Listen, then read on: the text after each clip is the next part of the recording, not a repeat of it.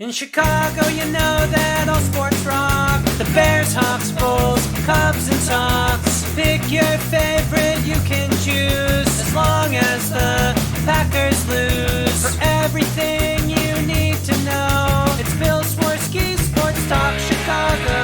Bill Swerski Sports Talk Chicago. Hey everybody, welcome to another edition of Bill Swerski Sports Talk Chicago. This is your hosts, Alex and Sean.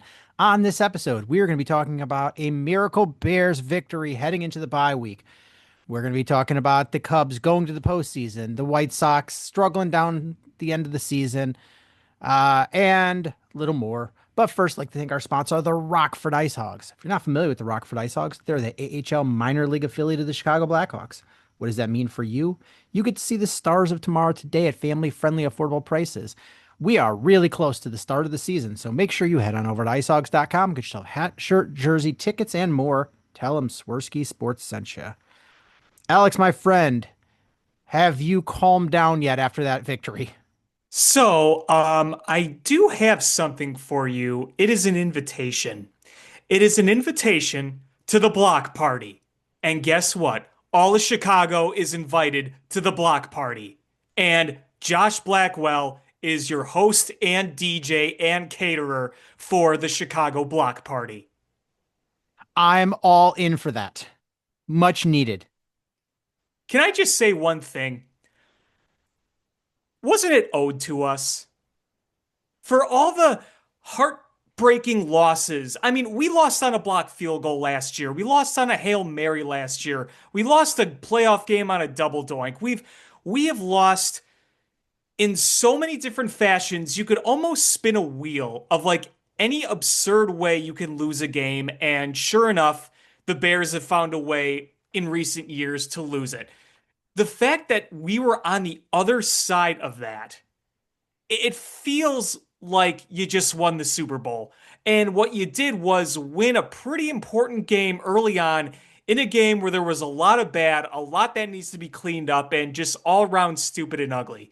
But oh my goodness, does it feel good to come out of that on top and not the way we normally see it? Because there was a lot of same old song and dance throughout a lot of this game, but the end was different.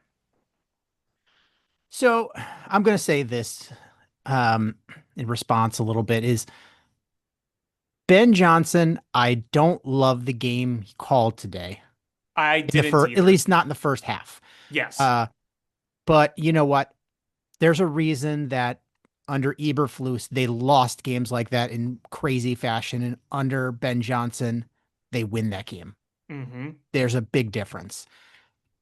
Is we cannot love everything Ben did and question some of the things, but he's got this team playing hard and he has them in a position to win. And that was a huge comeback win for the Bears. It was. And I think when you look at the game plan today, it really felt like Ben Johnson was doing everything he could to establish a run, and the Bears just couldn't do it. Whether it was a combination of Swift not being able to run through the tackles, the offensive line not blocking, and just a number of other things that went wrong, bad penalties, he really tried to get that run game going. And honestly, you saw more negative plays to start drives than good plays throughout much of this game. And those drive you crazy. How many times did we see that today where we get a big play and then you go backwards? Way too damn many, right? Yep, they found new ways to do it. Bad snap. you know, uh, it, it's it was it was jokish how bad Jokish is things a went. good way to describe it. Yes. Yes. Um, and you're right. That first half, they they really wanted to establish, and I think I know why, that they were worried about with the offensive tackle situation, getting in passing downs. I think they wanted to establish the run and hopefully slow down that pass rush. And when the run, I mean, not only was it not going well, it was going bad, and that made it worse. Yeah, because I mean, you saw on a number of those passing plays early, even if you don't see it in the sack numbers, Max Crosby was going off today. And you had a feeling he would. I mean, you had a banged up offensive line.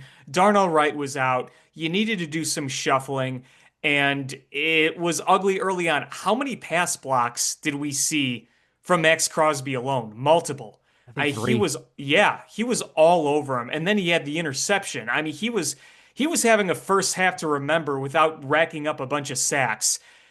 So to start the game, you had Braxton Jones on the left-hand side. You had Theo Benedette starting for Darnell Wright on the right-hand side. And Benedette had his hands full, did not play well. And then at some point, I don't know if it was halftime, they switched. They put Benedette on the left side and they brought in Ozzy Trapillo to play the right side. And I I called this a couple weeks ago. I said, don't be surprised if at some point Benedette is your left tackle, Trapillo is your right tackle. And I think in the second half, you saw significantly better play. Oh, And yeah. I The fact that think they didn't say his name tells you a lot. You know what I mean? I think that might be your pairing. I think this is where the offensive line starts to figure it out. Is uh Benedette, I think is is going to be your left tackle and Trapillo your right tackle. You And know, Trapillo looked good. And, there was a lot of talk about, regression in training camp, but he was moving to the left side and they thought the play slowed down with the switch. And I know people be like, oh, it's just switching tackle. It's like switching writing from your right hand to your left hand. It's like you've never held a pencil before. It's oh different. yeah, it's not the same by any means. It's incredibly hard to switch to the other side. And And when you have like a swing tackle, they practice both sides. They split it. So they're they're like a they're utility used man in baseball. yeah, they're practicing going on both sides so they could step in at any point, and that's why they're able to do it. But you want your starter to get the starter reps in this position that they play. So when Trapillo, then they kind of shut him down and people were shit talking, oh, wasted pick. And I was like, no, they're just, you don't need him right now. Why is he going to be on your active roster when you don't need him? Then you get Darnell Wright hurt. All right, now you need him. Now he's your swing tackle. And uh and then you had to switch and you put Benedette on the left and Trapillo on the right. And I think Trapillo is a pretty darn good right tackle. Like I said, when you don't hear his name called, that's usually a good thing, right? Right. I mean, at the end of the game, he missed one against Crosby, but you know what? Going Crosby's up against the best of the best. yeah, Crosby is elite. And the in the second half, if Crosby if Crosby played the whole game as he did in the second half, I think people would have been like, "Man, we needed more from Crosby." Mm-hmm. Uh, it was that first half, You're and, right. That's right. Yeah, exactly. Exactly. but what bothered me more is the interior of the offensive line. Dahlman did not have a great game again. No, neither did Jonah Jackson. No. Has he had a good game yet? It has been a little bit frustrating. Um, I don't. I'm hoping at some point we hit a point where they gel, but it's a lot of it. It seems like it's today. It seemed like communication. It Mm-hmm. wasn't like they got beat. There was a lot of stunts, and they did not know what they were. Who it was picking up, which is worse to me because they're veteran three guys. Like one guy, if he retires, he's a Hall of Famer, and then Dolman's a Pro Bowler. Jonah Jackson's a former Pro Bowler, and they're not communicating. That's bad. It's one thing if you get dominated by a guy that's better than you. Okay, that sucks, but that happens sometimes. But the communication part is bad. You And know Ben Johnson is going to be pissed about that. He was probably yeah, pissed about it at halftime.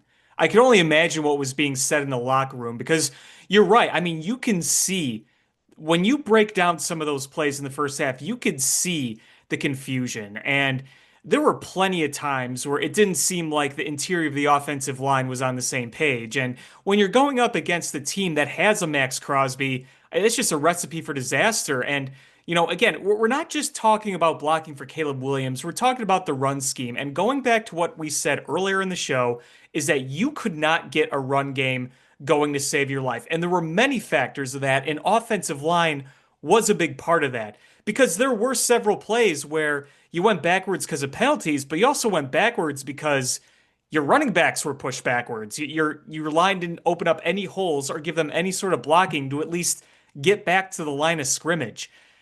What I would like to see next game, we have a bye, but in the next game, I I just want to see a consistent play. I mean, I'm not looking for elite from this line, but I don't want to see dumb penalties. I don't want to see confusion. I just want to see a clean game throughout because you got away with it today. Other teams, it's going to be harder to get away with that. yeah. So the running game, you're right. There was multiple factors in there, but it really sucks that DeAndre Swift is goes down at first contact. Yes, yes, it does. You It don't have a gasher. is watch. I mean, even today's highlights. Just don't even have to cherry pick. Watch just today's highlights, and you will see Ashton Genty. You'll see Omarion Hampton. You'll see what's his name in Atlanta. Uh, they Bijan? all Bijan Robinson is all of them. There were plays where they got hit, bottled up, and kept the legs driving and used their athleticism to spin out of it, and then big runs. And that's how you get to be a 1,000+ yard rusher, and that's how you impact the game. I mean, Ashton Genty, there was a bunch of times in that first half where he was just bottled up, and then that 60-some yard run, he was like it's you've got to keep your legs pumping. You got to make hard contact. You can't go down on the first contact. If you want a prime example of how to do that right, go look at Ben Johnson's old team. Did you watch that game against Baltimore? Yeah. Is that not a prime example of what you want in a run game? Yeah. I mean, and there's a reason that Ben Johnson got rid of DeAndre Swift in Detroit. Yes. I, you know, I don't know why they're not using Roshan Johnson more. They're not using him at all. You Like, forget he's even on the team. yeah, if he didn't make some special teams play, I would think he was not on the team. No, I agree. Yeah, you're right. He did make that one play, but I mean, here's the thing. I'm not going to sit here and act like Roshan Johnson is the savior, the answer, but I feel like you have an opportunity to try to use him more, to try to create those hard yards after contact, try to gash in between the tackles. You know by now DeAndre Swift's not doing that. I mean, on the touchdown, where was that? That was on the outside. That's what DeAndre Swift does. You're not going to gash in with him because unless your O line is opening up holes or pushing the other team back, you're just not going to get the yards. Yeah, you're right. And honestly, look at the eyeball test told you that DeAndre Swift had a bad game. And then if you look at the stats too, if you take away that one 13-yard run he had towards the end of the game, which was a nice run, but it Mhm. was outside. You take that one run away, he averaged less than 2 yards a carry. Yeah, it was not good. He was a better pass catcher throughout the game than a running back. You're absolutely right. And you know, Kyle Monangai, it's still a small sample. We don't have a lot of NFL tape on him. I just I just don't know what you're going to get from him, but you're not going to know until you get more of a sample size. I'm not expecting much, to be honest with you, from Kyle Monangai, but I feel like there were opportunities, not just in this game, but throughout so far, where you could have tried to give him the rock. You could have tried to make that work, but it feels like such an overloaded DeAndre Swift. And It is interesting because did you notice over the past 2 weeks that he was questionable for each game? Oh yeah, it's got the quad injury or hamstring. I don't remember which Yeah, one. one of those. But you knew he was going to play most likely in both games, but he was listed as questionable. So, he has been battling some ailments, and you are kind of just pounding him into the ground. You wonder when you're going to try to spread the wealth a little bit more. And again, you don't have a gold mine on your team, but I just feel like you need to diversify in if you really want to get the run game going, like Ben Johnson tried today, you want to diversify that run game, I think, as best you can. And that means using your other backs. And we didn't see it really today, but if by using other backs, I'm not necessarily meaning give DJ more runs. No, no, I want to use DeAndre Swift in a way. DeAndre Swift, the running back room you have is pretty much going to be the running back room you have for the rest of the season. And yeah, you're right, absolutely. But you've got to start optimizing how you use it. If you use DeAndre Swift, and I will say DeAndre Swift by far and away of your running back room is the best uh, pass blocking running back, hands down. He's actually pretty Mhm. good at it. Um, but he can't run between the tackles. And he's had some success on uh those delayed pitches. I loved that fake flea flicker. I loved that play. Uh it didn't quite hit the mark what they thought it was going to do, but I loved that play. That was pretty creative. Wasn't there a penalty on that play? Um, I oh yeah, remember it yeah, yeah, not yeah, yeah. working, It but was the face mask penalty. yeah, right. Yeah, because he grabbed the face mask on that run. No, I know what you mean. You had two trick plays that didn't work. They tried their own version of the stumble bum, and that obviously didn't work. And then you had the fake flea flicker, but that would have been pretty awesome if it wasn't called back. Um, but I want to use him on the outside, use him in the passing game. Um, that's where he's going to be the most effective. And then when it's actual like between the tackles running, they should be switching it up between Monungai and Roshan Johnson. Hmm. Yeah, And again, we're not saying that the results are going to be night and no, day, but you got to try to diversify somehow. no, I'm not. Yeah, it's not. Uh, it's not going to be drastically different, but it's going to give you the best opportunity to make your running game, tolerable. Hmm. We're talking tolerable here. Yeah, and unfortunately, that feels like the ceiling for what you have on this team, considering who your running backs are, considering the type of offensive line you have. And listen, you know that Ben Johnson would love nothing more than to have two dynamic running backs again because he would just go crazy with that. And it makes a lot of difference when you establish a run because then your guys aren't constantly under pressure and you can control the game. I mean, look at the first half today. Ashton Genty, who was struggling, to start, and it's not all his fault. The Raiders line isn't great, but he was going off right away. He was making noise and they were establishing that run early. Pete Carroll was going to try to do that. And that's what helped the Raiders put them in a position to win this game because Geno Smith was just dog turd tacos today.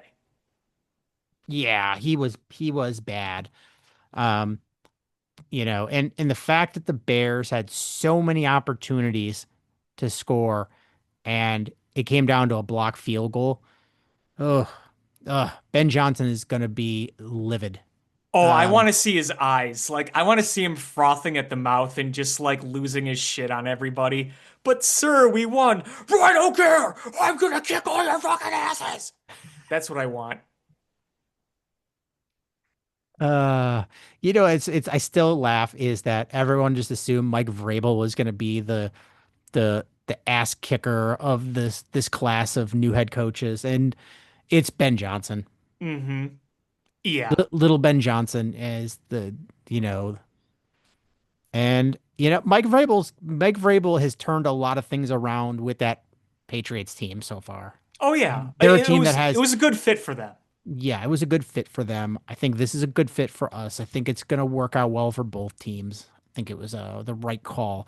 But Ben Johnson seems to be the guy that is just much more pissed off, and that guy's going to have a heart attack by the time he's 50.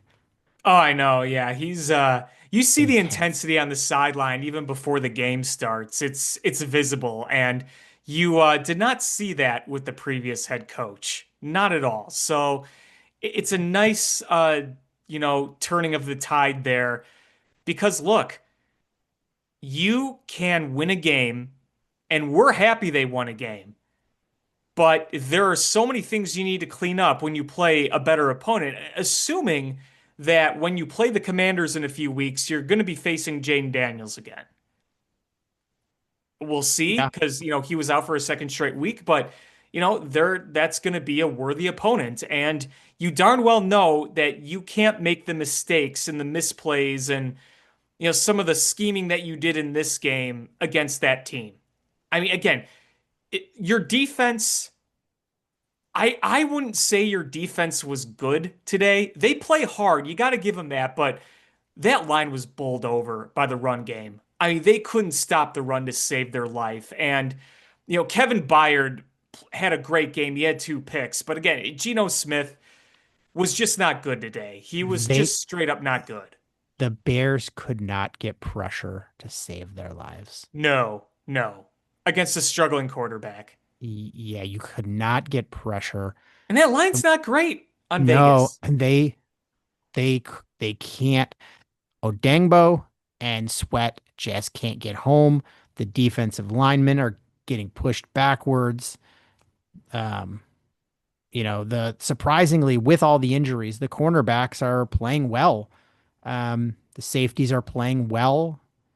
It's it's just that if you could add a pass rush in there, this defense would be a lot different. And Yeah, this and defense yeah. has been they're they haven't been atrocious, but man, the writing is on the wall for them to have another clunker. Is Yeah. they've done just enough, but they're not good by any stretch. Well, and that's why you hope that with this bye week, you can get healthier. You could get Kyler Gordon back and you could get TJ Edwards back because having TJ Edwards back, that's a big one because, and Kyler Gordon, I mean, we saw the missed tackles today. We saw them get extra yards after getting hit. TJ Edwards is one of the better tacklers in the NFL. So I'm not I'm having still him was hinging noticeable. I'm still hinging on Austin Booker coming back because he was far and away the best defender in the preseason. You're right. Yes, And that's big too. if that guy can come back and be 3/4 of the guy he was in the preseason, it's going to help this defense immensely. And you're right, Kyler Gordon, TJ Edwards are going to be huge. So you have a big player at every level that's potentially going to be back for after the bye. Yeah. I mean, that's just going to be so important because you'll have one of your starting linebackers hopefully back, your starting nickel, and one of the guys on the line that can help stop a run. Those are all things you struggled with today. You couldn't stop the run and you missed some big tackles, and those are all things that Kyler Gordon, TJ Edwards, and Booker are able to help you with. Right. Um, can we talk about one player that was real bad today? Oh, I know who you're going to talk about, and I am ready to rip in. Cole Kmet. Awful. That was pitiful what we saw from him today. How many dropped passes? I mean, How it was many dropped huge in passes? the first half. Remember that dot that Caleb threw to him down the middle? Yep, You were would have in put the you a red, goal right at would the have put you goal in the line. red zone. Yes. Yes. And then another big play, and he is lucky that it wasn't picked off. That throw that Caleb threw across his body on the run, it was over the middle. It should have been picked off, but Cole Kmet just stood there. He didn't come back to the ball. You come back to the ball, you could catch that. or the one where Caleb outran Max Crosby rolling to the right and fired that one in, and Cole Kmet dropped it. And they were like, oh, he ran out of sideline. Like, no, he should have No. caught that. He was on his knees. If he just caught it and didn't let it hit the ground, that would have been a catch. And at first, I'm like, okay, that's a tough catch. And then I saw the replay. I'm like, okay, it's still not an easy catch, but what is he getting paid? 12, $13 million this year? A lot. Your tight end that's getting that money should be doing a hell lot better than what you saw today. And I want to give him the benefit of the doubt that was a bad game, but I've said in the past, there are times where I think Cole Kmet has lacked some of the playmaking that you would expect an elite tight end to make. We've seen Yeah. flashes with him. We've seen the numbers look good with him. We've seen him get open. We've seen him make plays. But guess what? George Kittle isn't failing at those plays. Travis Kelce isn't failing at those plays. Zach Ertz isn't failing at those plays. I Can don't think Cole Kmet is an elite tight end when he I'm has the going to physical ability to be one. I'm going to throw the term out there, and I think you know the term. He's Chicago good, Yeah, and we yeah, settle for that. yeah. And, you know, he seems to have a great personality, great teammate. I'm not saying he's terrible, but you got to see more from a guy you're paying that money to. Pure and simple. And I know it sounds like I'm being super hard after this bad game, but what you drop a pass, okay, it happens. And remember, didn't he have a big false start too that wrecked a drive? He did indeed. I mean, it was just a snowball after that first drop. Yeah, Cole Kmet was. I was getting really pissed. Like that first drop pissed me off more than most drops do. That was a perfect dot from Caleb, and your star tight end has to come down with that. I'm just really disappointed. Hopefully in 2 weeks he bounces back because he needs to bounce back. Oh, he's going to have to. Ben Johnson is going to have to light him up. Hmm. Absolutely light him up. And you know what? This wasn't a good game by the Bears. I don't think it's on Caleb at all. I think Caleb had a nice game. There Yeah, was a couple throws, but I mean, it was the one that was real bad. But I think there was a miscommunication. I think it was Munungai. There was a miscommunication, um, and there was a lot of pressure. And the interception was just an amazing play by Max Crosby. yeah, it was. Um, but I think he played a nice game. That last drive was huge. He stepped up the biggest when they needed him to. And that's what we've wanted to see. You know, he should have had two more game-winning drives last year. The Hail Mary ruined it, the blocked field goal ruined it. He finally got the one in Green Bay, but now he's got another game-winning drive on the road. On the road. Both his game-winning drives are on the road. And okay, to be fair, it looked like it was a Bears home game today. But still, you're on the West Coast. You're not in your comfort zone. You're in a very different environment than what you're used to being. It's hard to have a comeback like that on the road, and he was able to deliver it. It deserves a lot of credit. Yeah, absolutely. And I just want to say is think back to it in a last second, or when you're trying to drive with a couple minutes left in the fourth quarter and you have to score a touchdown. You can't settle for a field goal. You've got to score a touchdown. Um, what was the expectation when Justin Fields would have a ball in that situation? Probably get picked off or fumble. Yes. And what about Jay Cutler? Uh, I'd say picked off, but he did have a decent number of game-winning drives. But you never knew what you were going to get. That's my expectation is that picked off. Um, with Caleb, I don't expect him to fumble it or throw an interception. My expectation is he's either scoring or the offensive line is going to have a holding or a false start penalty to push them backwards. Um, but my expectation is that more times than not is they're going to score, and that makes me feel good Yes. as a fan. That makes me feel good to not have to just feel this dread when other teams are like, oh, my quarterback has 97 fourth quarter comeback wins. And like mine has 97 interceptions in the fourth quarter trying to get a comeback win. Like it feels good to be able to score. Yes, it feels good that you can have faith in your quarterback to help lead a drive like that. Yeah, I mean it sucked the, you know, I, after they scored, I was like, there's too much time left. So did I said they lost when they didn't convert the 2-point conversion. I'm like, well, they just lost. And guess what?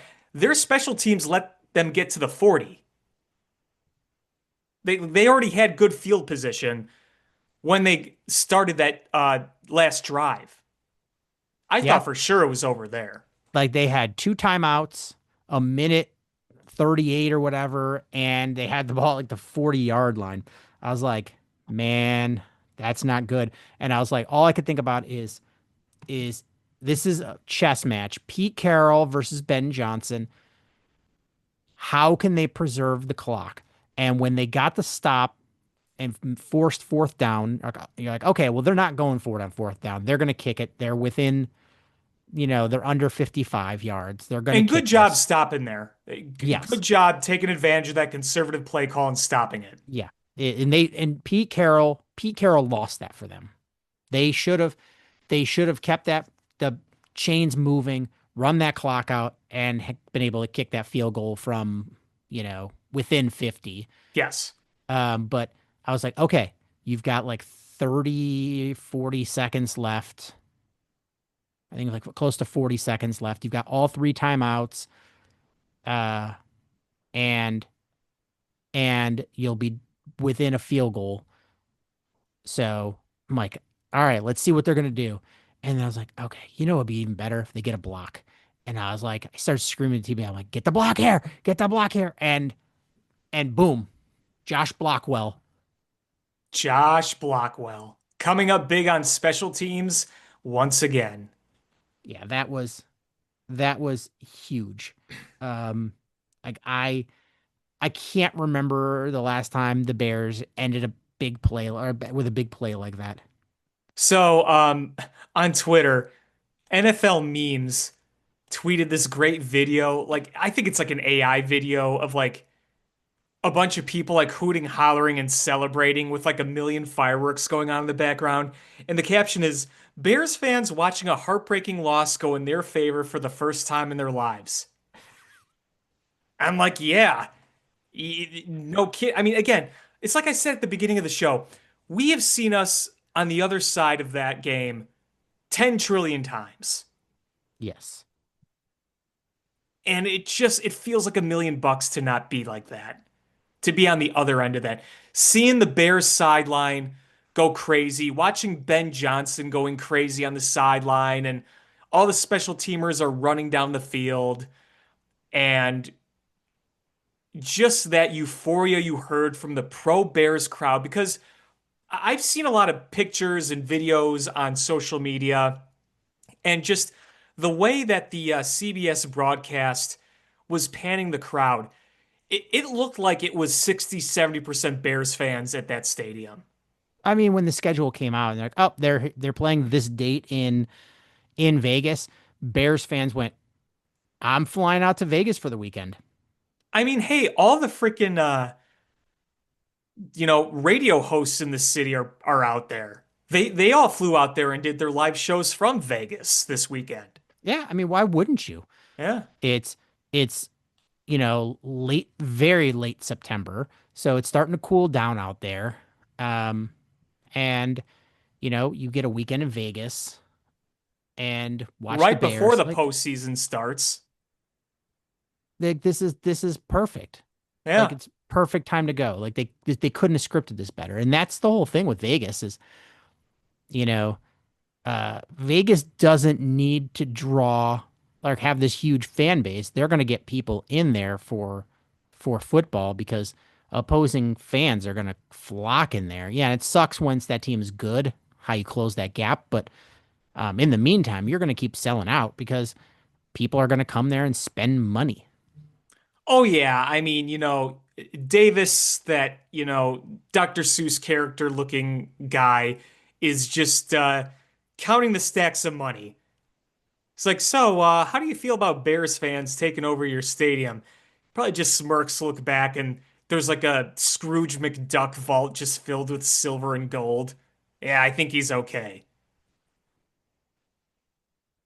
I mean, it is a destination. It is a destination. Whether the Raiders are good or bad, I mean, think about it. Think about all the big fan bases that travel: Chicago, Green Bay, Detroit, Minnesota, San Francisco, Dallas, New York, Philly. All those fan bases, when they play there, they're going to make their presence felt there. And the Vegas Raiders have a big fan base. Now, I think a lot of it is mislocated because they might be in Vegas, but I think the majority of Raiders fans are in Oakland and Los Angeles. Yeah, I Like mean, because they spent a long time in those places. right. And you can argue because people have even like from Los Angeles said like, you move the Rams and the Chargers here, but a lot of people are still Raiders fans here after all these years. And I believe it because the Raiders obviously have a notable history in both Oakland and Los Angeles. But in Vegas, it's like, well, okay, it's a bigger tourist trap. And think about it, like the Davis family's probably thinking, yeah, move us to a tourist trap where people actually want to come. And then we'll get more people. We'll build a bigger stadium. We'll have more amenities for the people that travel, and that'll bring us even more money. That man, it's a smart plan. And that stadium looks awesome. It Yeah, looks awesome. I can't wait for the Bears to have an awesome stadium. Well, I know, and I joked too. I'm like, you see that stadium, that modern stadium, and you see all that orange and navy in it? That's just a preview of what we want out there in Arlington Heights. Yeah, I'm very excited for it. Um, but yeah, I mean this win was a big win. Starting the season 1-3, going nearby is bad. Is real bad. Going into this bye 2-2, sure, there's a lot of things to clean up. There's a lot of things that you can need to get better with. But it's I just want to point out a specific example that we know all too well. Before the game against Washington last year, the Bears looked pretty decent. Yes. They were being up at bad teams, but Yeah, it made you look like, oh, you're not a bottom feeder anymore. and Washington looked okay. They looked okay. Hmm. After that game, which the Bears, should have won easily, and they lose on a miracle two-play sequence because Matt Eberflus is stupid. Hmm. They lose. They lose that game in heartbreaking fashion. After that, Tyreek Stevenson doesn't recover mentally. Hmm. The Bears go into an absolute tailspin spiral. What, 10 losses in a row was it? 10 losses in a row. And Washington goes on to make the playoffs. They make it to the NFC Championship. They that that Hail Mary or that two-play sequence, because it was a two-play sequence. That two-play sequence changed the trajectory of two teams at the that last season. And it was fairly early on. Yes. It was what was that, like week 7? They were 4-2 heading into that game. Yeah, so it was week 7, and you just spiraled after that. So, it was the first half of the season, and after that, just changed the outcome of both teams. That's what you hope with this. Is sure is Vegas good now? But you know what? They're a team. They've got a Pro Bowl quarterback, even though he didn't play well. They've got a top, what, six pick, generational pick running back. They got a Pro Bowl left tackle, and they've got one of the best edge rushers in football and a really stout defensive line. And they've got a Hall of Fame quarterback, I mean, a head Head coach. coach. Yep. And so it's not like you just beat up like a nobody team. They're just a team that's um in rebuild mode, but they've got the foundation there. So it's not like you beat like a slouch team. Like you went on the road, and winning on the road is tough. Mm-hmm. So I'm hoping that this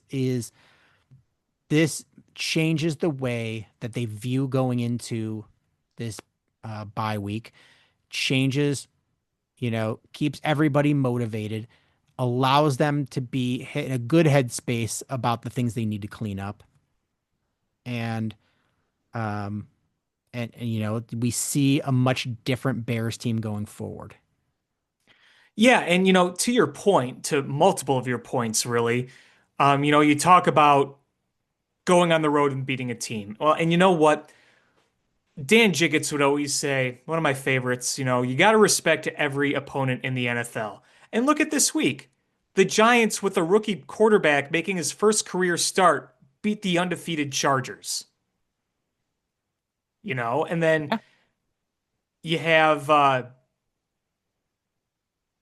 I I guess even though they're banged up, you could still say the Jaguars going on the road and beating the 49ers, despite how banged up the 49ers are, that's still a really notable win for them.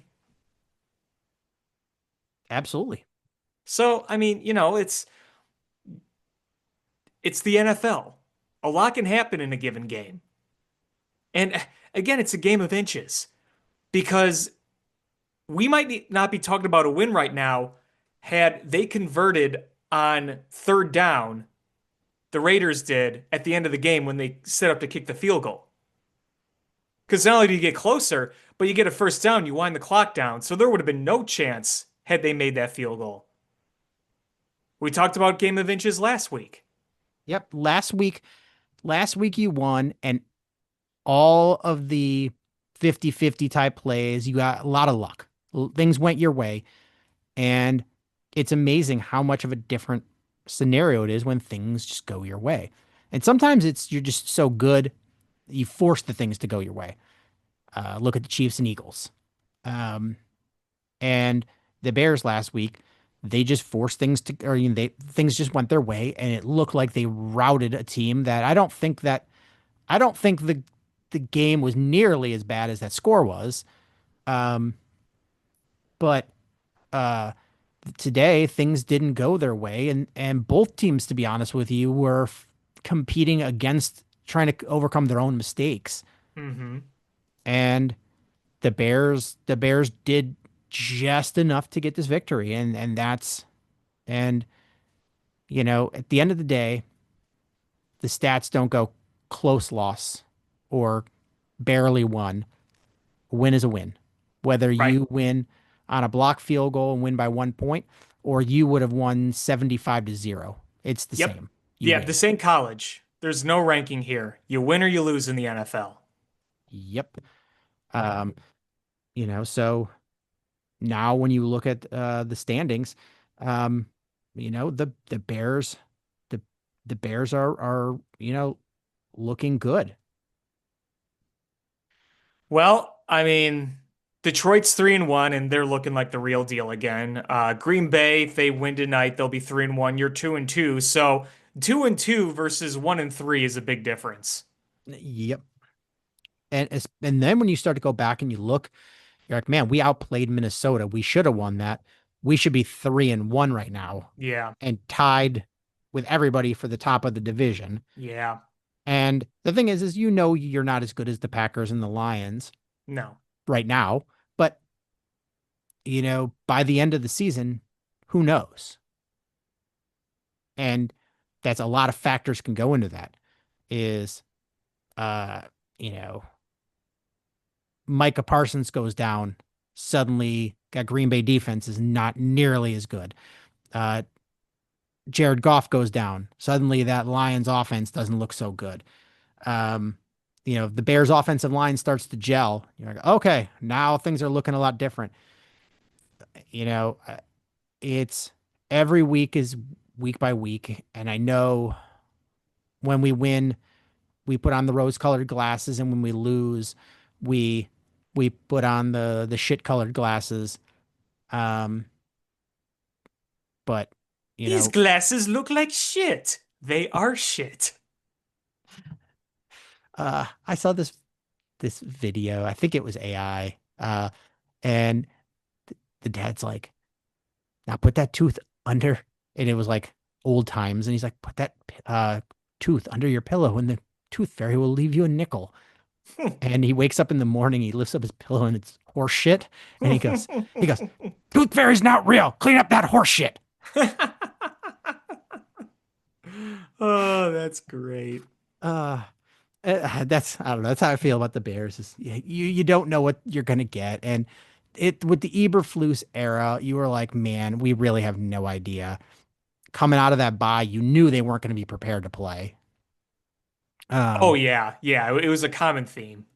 I mean, just that was a common theme. Is that bye week was a guaranteed loss, and you weren't going to play well at all. It's not like it's like we're playing the defending NFL or Super Bowl champions, and we're beat up. No, you just came out and it just stunk. And you've got a tough game coming out of the bye. Yeah. Yes, you So do. it's a real tough game, and you know the Commanders are the same record as you, but they're playing a lot better than you, and they've been playing without their starting quarterback. Right. And you expect, they said he might be back next week, but you fully expect him back for the Bears game. Yeah, unless there's some sort of setback. Yes. So yeah, it's going to be a tough game. So we get to see what sort of changes Ben Johnson makes. And I fully expect I would be absolutely shocked if we don't see Ozzy Trapillo play right tackle and Theo Bennett on the left tackle going into that game. Yeah. No, I think that Ben Johnson's going to evaluate every part of that and go accordingly. I think we knew that the plan, I mean, it was very clear that Braxton Jones, they did not want him to win that job. Right. And they begrudgingly gave it to him. And they said flat out, it's going to be a short leash. And that after the bye, things may be changed. And that's where we are. So I don't expect Braxton Jones to be a starter.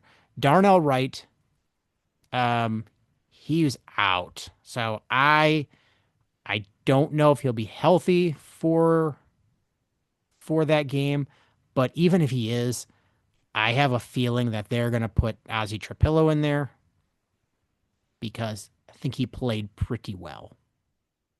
Yeah, we'll see. I mean, it's always interesting when you have a bye coming up because a lot of things can change in terms of health. Oh yeah, absolutely. I mean, I fully expect not to see Grady Jarrett. I No, think, I don't either. I don't either. um, yeah, I know some things, so um, that I'm not going to say on the air, but uh, off the air, I will say them. Um, Okay. but yeah, I'm not expecting Grady Jarrett. Um, so, but Because like shouldn't you pay him a decent amount of money this you offseason? paid him a good amount of money. Paid him a Yep. good amount of money. Hmm. I think, this is a long way away, but I fully expect some guys with some big contracts to be parted ways with come this off season. Sure. I would not be surprised either, I mean, especially based on somebody you drafted early. yep, Hint, yep, yep, hint, yep, hint. yep, yep, yep, yep, yep. Um, and and somebody that you probably expect to draft pretty early next year. Um, there might be a new number 4 on the team. Hmm. So, but I mean, that's a long way off because there's still a lot of football left in this season, and we're starting. It's you listen to any former player, like a retired player, and they'll talk that the team that you see in week 1 is not the team that you see in week 5. Hmm. And that's for all these teams. Hmm. So the trick is no matter what, you find a way to win those early games, and then who's good and who's not come week 4. Like we saw, like we've seen some teams where we're like, okay, they were really good, and suddenly they're not looking so good now. Um, I think Indianapolis might be a real deal. They're looking a lot better than I thought they would so far. I mean, They did lost a you tough one today, but the did Rams are did also pretty good. did you see the play? I have several Colts fan friends who are texting me, so yes, I saw the play. I feel terrible. That guy had that guy had multiple bad plays today. Like he had a big holding call that negated a big play. He that surefire touchdown. I mean, and the thing is that was an amazing catch and Yes, an amazing play and just a boneheaded move at the end. and he's done that before. It's not the first time he's pulled something like that. That's a tough one to swallow. But I think the Colts are actually pretty good, which is funny because a lot of people talked about them being, you know, in the running for number 1 overall I pick. mean, I didn't think they were going to be very good. I thought they were going to be towards the bottom. I mean, right now I feel like the bottom is the Saints to lose, maybe the Titans, but yeah, the Colts are nowhere near there. They're looking much better. There's another team that uh started week 1 and you're like, "Oh, maybe they're not going to be so bad." The Panthers. They look Yeah, terrible. yeah, they look like Dookie souffle. Like they could be right up there. Um let's see. Nobody in the NFC North is going to be the bottom feeder, I don't Oh, think. don't say that. Now we're going to be in the Oh, bottom. Don't say that. Sean, I meant the Vikings. you The know your Vikings. power. No, the Vikings. There's no chance the Vikings are going to be in the bottom of the race for number 1. There's no Yeah, chance. oh yeah, I meant the Vikings. Yeah, sure. Um, You fucking Greedo bastard. NFC West. I don't think anybody's going to be in there running. Uh, the Giants looked a lot better with Jackson Dart. Yeah, and we'll see how that progresses, but I mean, did maybe. you see when he got pulled out for concussion protocol and they put in Russell Wilson and immediately just a bad play? I think they're are they going to be good? No. But are they going to be a lot better with Jackson Dart? I think so. I think Russell Wilson is just cooked. Oh, he's cooked. He is cooked more than a burnt steak on a grill. And I've heard there's a lot of weird ass vibes with Russell Wilson these days. So maybe just even having Jackson Dart as your starting quarterback on the field gives some sort of motivation or energy or aura to your team that Russell Wilson just can't provide anymore. I don't know. I mean, possibly. Cowboys. I think that team's a disaster. I think so, but just somehow the Cowboys end up being good. Like they'll be bad, but not like the Steelers when they're bad, but their record isn't that bad. Where they end up drafting like 13th. Like I think there's a possibility that could happen with the Cowboys. They're not good. Their defense is terrible, and Eberflus is going to get fired again. Um, but I somehow think they'll win enough games to not be in the bottom feeder. So I'm right now. I mean, Panthers and Saints are terrible. Um, Dolphins are terrible. Dolphins are terrible. Titans don't look good. No, I think the Titans will start to figure it out. They'll still be bad, but I think they'll probably end up winning a handful of games towards the end of the season. Texans aren't very good. Um, Their line is just so bad. the it's funny. The Browns, the Browns aren't very good, but that defense is pretty good. It is. I mean, I it helped. have I have a feeling that they make a quarterback change to the kid from Oregon. Yeah, I don't think Joe Flacco has much Better. left. The Browns, that defense is real good. Um, Well, you the got Miles Ravens, Garrett that's gonna help you. man, the Ravens look like toast. Oh yeah. Is this the year that finally ends the John Harbaugh reign? Oh, they look bad. Um, That defense looks atrocious. And now didn't Lamar Jackson get hurt today? yes, but I don't think it's serious. It was towards the end of the game, and I think it was just like it's over. Why risk it? He had like an ice pack taped to his thigh, so I think he's got Hmm. like a hamstring tweak. Yeah. Well, They were just like, there's no point in putting him back. fair enough. I just know that he came out in that the guy that used to be on wasn't it Cooper Cooper Rush Rush, that came in? Yeah, Cooper Cooper Rush, Rush. Yep. yeah. Um, so it's that was their defense is just atrocious. It is a train wreck defense. Um, yeah, Cooper Rush came in through 13 passes. Was 9 of 13 for 52 yards and a quarterback rating of 76. Good old Cooper Rush. Hey, here you want to hear a little interesting nugget from the Bears game today? Sure. So, Josh Blackwell was talking with Jeff Joniak on Marquee today at postgame, and Jeff Joniak was asking about the block and whatever, and what Josh Blackwell said was the long snapper Scott Daly told Josh Blackwell the Raiders' long snapper moved the ball before every snap. So being able to read that, knowing that little nugget helped him block that kick. It's the little things, man. That's insane.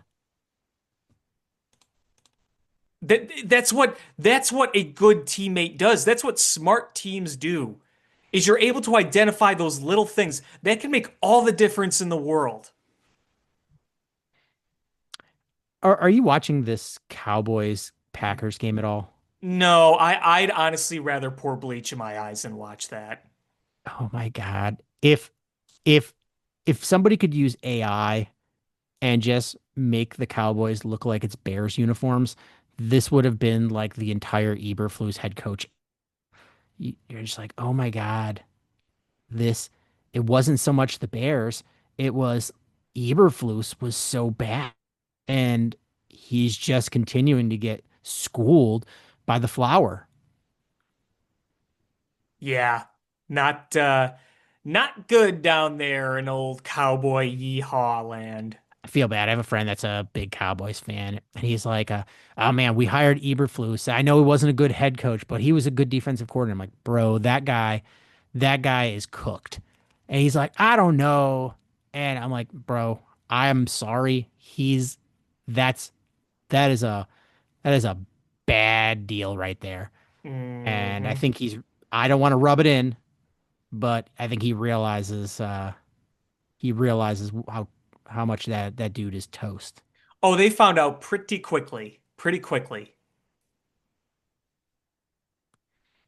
So here we go. Caleb Williams in the first half of this game, 12 of 22, 54.5% completion percentage, 98 yards, one interception, 47.2 quarterback rating.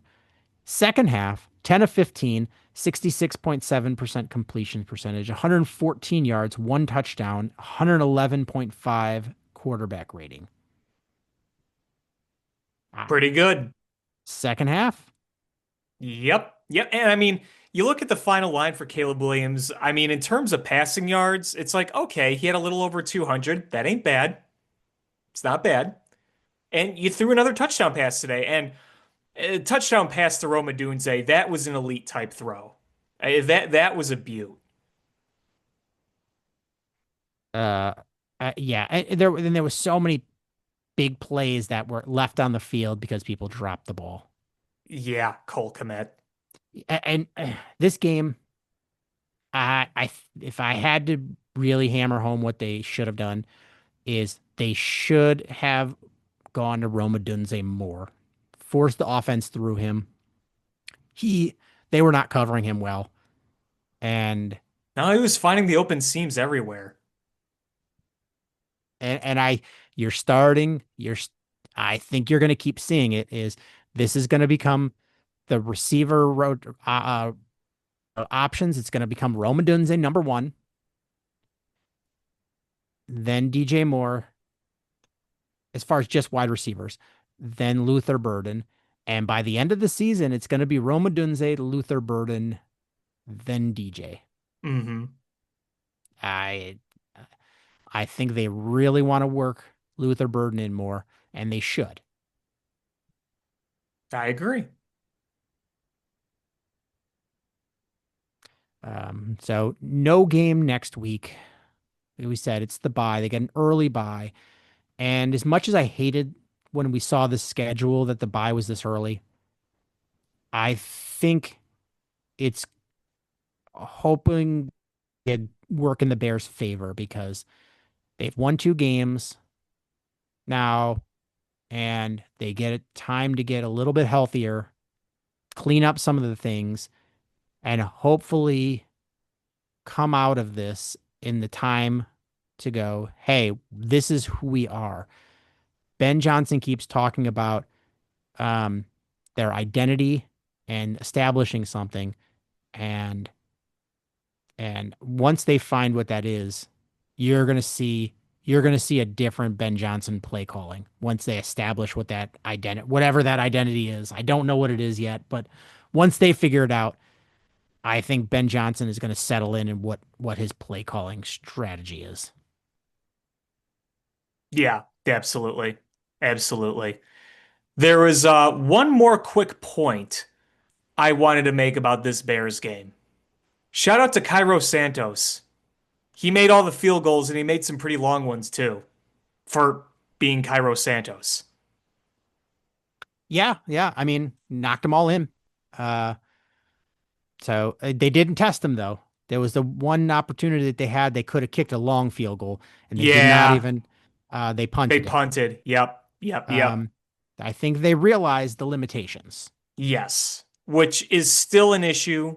I just want to give him credit for knocking out all those field goals because they ended up being really, really important. But yeah, you're absolutely right. And I do want to shout out Torrey Taylor.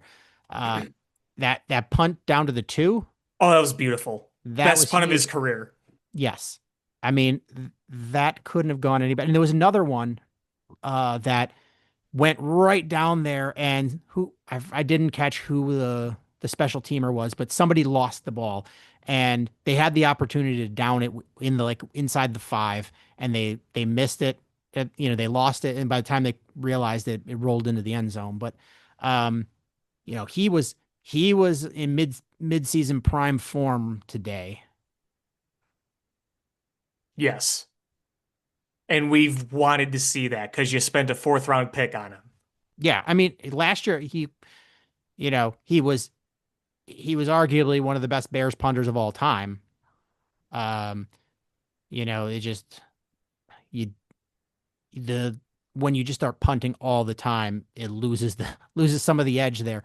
I think the hope is to not have to use him that much, and he becomes a weapon rather than you know just a punter. Hmm. Absolutely. Are there any other Bears topics? No, I'm curious to see how the progression goes with the health these over these next 2 weeks. I'm uh, I'm hoping that we can get a majority of these guys back. Fingers crossed. Fingers crossed. Hmm.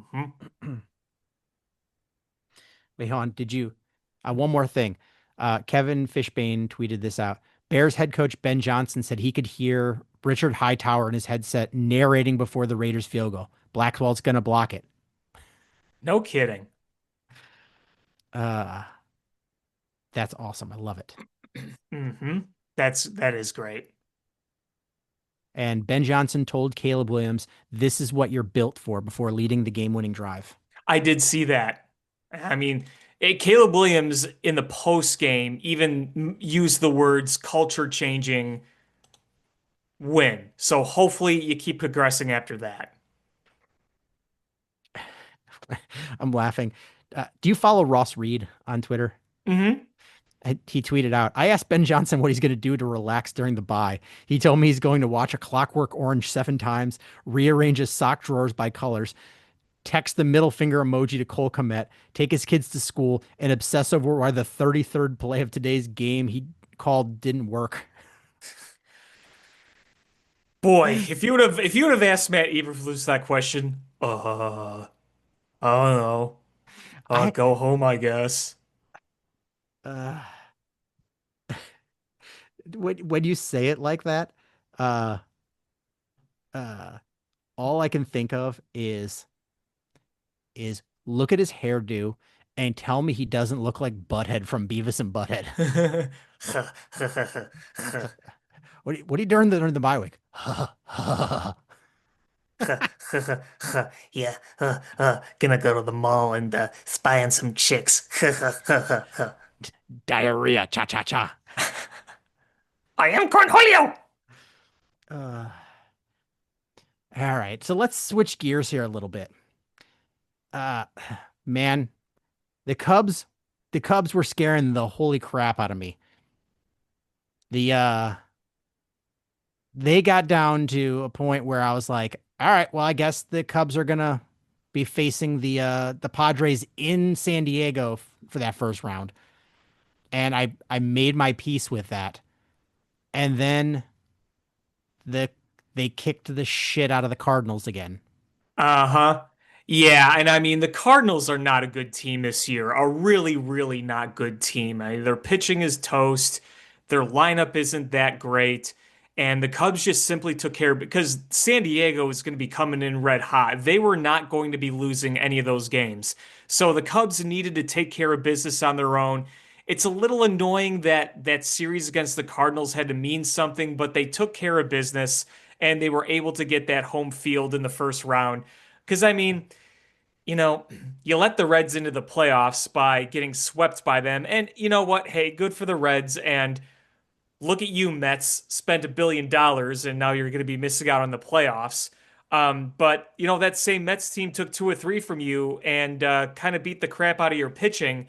So, you know, I was a little bit nervous too, just because I knew the Padres were not going to be letting up at home. But props to the Cubs for going out there and kicking the crap out of a bad Cardinals team. And it wasn't just like a squeak by, like they kicked the crap out of them. Yeah, a few notes here about the postseason. Houston did not make it. Hmm. Detroit did not win the division. After being ahead 15 and a half games. Cleveland wins it. Uh, Congratulations to the Toronto Blue Jays. Is not only did they win the division, like they had the best record in the American League. Hmm. The Yankees tied for the best record in the American League, and they're going to be a wild card team. Yep, because of the tiebreaker. They lost the tiebreaker. Uh, so yeah, Toronto, Seattle pulled away in that division. Cleveland came up red hot. And now the wild card is set for the all of baseball. Not much drama in the NL.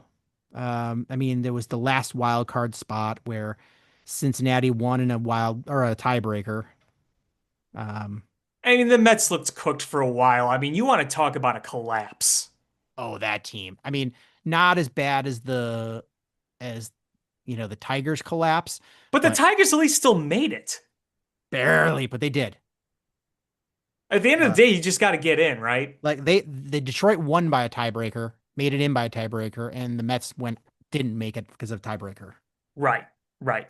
I mean, obviously, the Detroit blew the division by a bigger lead, but the Mets have no excuse not making the postseason. You lost the series to the Marlins and the Nationals in the final week. All you had to do was win today, and you made the playoffs. Yep. It was like the Cubs back in 2023. They missed it by a game. Yep. Yep. And you go back, and those suck. Like when you lose by a lot, you just reevaluate as a whole. When you lose from a tiebreaker, then it's you micro examine every little game here. Oh man, this one game, the manager took the starter out and the bullpen blew it. Oh, And this game here, you had bases loaded, one out in the ninth, and you didn't come through. yep, this was the game that this guy went 0 for 4 or 4 strikeouts and left 6 guys on base. Like, you just that's what you do. And um that sucks for the Mets, but LOL at them. Yeah. So we have the postseason brackets established. Round one in the American League is going to be Detroit going to Cleveland for 3 games. The winner of that series goes to play Seattle. The Red Sox go to New York to play 3 in the Bronx against the Yankees. We know people will be looking forward to that one. Oh, ESPN is drooling thinking about that. Oh, yeah. Ratings bonanza. The winner of that goes to Toronto to play Toronto. Cincinnati goes to Los Angeles to play 3 against the Dodgers. Winner of that goes on to go to Philadelphia to play the Phillies. San Diego comes to Chicago to play 3 against the Cubs. Winner of that goes to Milwaukee to play the Brewers. So that is officially your bracket. Here we go. Game 1 for the Cubs is going to be Tuesday at 3:08 p.m. So the schedule on Tuesday is that's Eastern time. Sorry. Yeah, I was gonna So say it's too local time, which I'll be at yeah, work. I know. We won't be working that hard. So yeah, Detroit at Cleveland will be at noon. San Diego at the Cubs will be at 2. Red Sox at Yankees will be at 5. And Reds at Dodgers will be at 8. And they play 3 games in a row. So Tuesday, Wednesday, Thursday. Every game is at the same time. I wish these were later, but I'm like, yeah, well, there's a game on the West Coast and there's gonna be the national broadcast.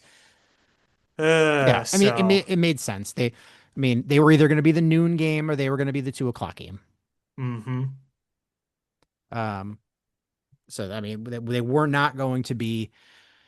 Uh, I mean, I think baseball would have liked to put them that either the late game or the second late game, but um, because of the Padres being from the West Coast, but you know, the Dodgers are going to get that nod, and the Yankees will be getting that prime time ish game. hmm Um, Man, that would be hilarious if the Cubs were playing the noon and it's 10 in the morning every game for the Padres Oh fans. God, could you imagine? That would be hilarious. I mean, on a Padres fans, weekend, wouldn't Padres that be fans cool on a on a weekend? Tuesday. That would be cool on a week, Yeah, you on wake a up, weekday. hey, morning playoff baseball. All right. But man, that would suck. If they're like a Tuesday, Wednesday, Thursday, you're like, those are even days I'm working from home. Yeah. Uh-huh. So it is what it is, but here we are. Um, so do we know who's going to start game 1 for the Cubs? I haven't seen anything yet. I mean, there's a lot of speculation because Matthew Boyd seems to be kind of running on fumes lately, although we had a solid start his last time out. Shota Imagnaga's trend is not great. No. He's had a rough go, especially with the home run. I mean, the home run ball has always been an issue with him, but it's been particularly bad. That start against the Mets, he just got mollywopped. It was pretty rough. The Cade Horton news really sucks. Yeah, he's probably not going to pitch in this series. He's definitely not pitching in this series. Um, so it's uh I don't know what that will mean. Um, Tyone pitched on Saturday, so he's not going to start game one. No. I mean, it seems like Matthew Boyd is probably the most likely, right? Probably. And then, do you go with an opener for Shota? Do you try to get like Drew Pomeranz or Colin Ray in there? I don't know I if I was a do I Colin was Ray to be an opener, but I was literally going to say, what if you just start Colin Ray because he hasn't been pitching that bad lately. no, his last few starts, he's been great. Did you see the article I wrote for Cubby's Crib this morning? I did not. Well, I posted it in the afternoon, but I wrote it yesterday and it published today. But I did a piece on Colin Ray on how he was a pretty unsung hero for the Cubs. Sure, you could look at the stats and you're like, okay, you don't see a Cy Young winner. You don't see a guy with elite stuff and that's going to pitch like an ace. But for that guy to hold down the fort the way he did and give you a chance to win in most of the games he started, pretty good stuff, right? Yeah, his last start, 5 2/3 with no earned runs and only 2 hits, and it brought his ERA under 4 Yeah, he for the season. finishes 3.95 ERA, a 4.12 FIP, a 1.2, I think it was like a 1.25 WHIP. I mean, those are pretty respectable numbers. The expectations for him were to be at most a swingman, and he had the best year of his career. Yeah, so I would not be opposed to R- Ray starting you going to Shota, um, and then let's see, um, Monday. Who's pitching game 2? Because Tyone's probably pitching game 3. They might just put their trust in Shota, unless you give him an opener. I mean, So then if you Boyd, put if it, do you think if if they if they lose game 1, do you think they go to an early start with Tyone, knowing that he's probably the pitcher you have the most confidence in on I an don't early know. day? I don't know. Uh, I don't know. It makes me nervous, but I wonder if it's one of those acts of desperation. I mean, here's the reality is, especially in the postseason, and this is what postseason baseball has become. You use your staff. And by that I mean it's not like the traditional, well, you get your starter out there and he goes hopefully X amount of innings, and then you go to your bullpen in order. You pitch to the situation. And that's what Craig Counsell's going to have to do. You might have to say, you know what? We need to pull somebody in the fourth inning, and we need like Brad Keller to come in and put out a fire. I mean, that's what the postseason does. You might pitch an opener. You might have to mix and match just based on what the perceived matchup is going to be. If it's going to be a heavy right-handed lineup, do you want to counter that with either reverse splits or the guys that are most likely to get outs? I mean, it's going to be a chess match in a lot of these games to get 27 outs. It really is.